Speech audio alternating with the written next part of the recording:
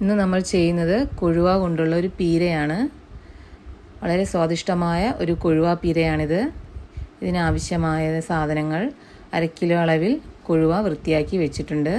ഇനി അരപ്പിനാവശ്യമായ അരമുറി തേങ്ങ, 1/4 ടീസ്പൂൺ മഞ്ഞൾപ്പൊടി, ആവശ്യത്തിന് കറിവേപ്പില, ഒരു 15 കഷ്ണം ചെറിയ ഉള്ളി ചെറുതായി അരിഞ്ഞത്, ഒരു വലിയൊരു കഷ്ണം ഇഞ്ചി ചെറുതായി അരിഞ്ഞത്, 15 പച്ചമുളക് ചെറുതായി അരിഞ്ഞത്, ഒരു 3 ടേബിൾ സ്പൂൺ അളവിൽ വെളിച്ചെണ്ണ, ആവശ്യത്തിന് ഉപ്പ്, ഒരു വലിയൊരു കഷ്ണം കുടംപുളി കീറി വെള്ളത്തിലിട്ട് വെച്ചതാണ്.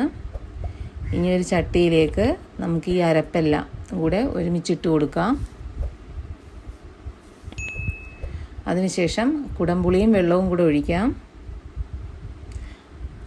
കറിക്ക് ആവശ്യമായ ഉപ്പിടാം. വെളിച്ചെണ്ണയും ചേർത്ത് കൊടുക്കാം.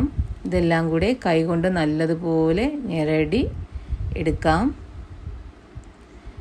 ഇനി കഴുകി വൃത്തിയാക്കി വെച്ച കൊഴുവായും കൂടെ ഇട്ട് നല്ലതുപോലെ ഒന്ന് തിരുമ്മി എടുക്കാം.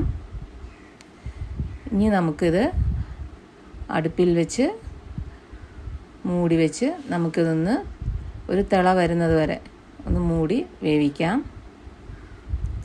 ഇപ്പോൾ നല്ലതുപോലെ തിളച്ച് വന്നിട്ടുണ്ട്. ഇത് നമുക്ക് തവിയൊന്നും വെച്ച് ഇത് ഉടഞ്ഞു പോവും പെട്ടെന്ന്. അത് കാരണം ഒന്ന് ചട്ടി ഒന്ന് വെറുതെ ഒന്ന് കറക്കിയാൽ മതി.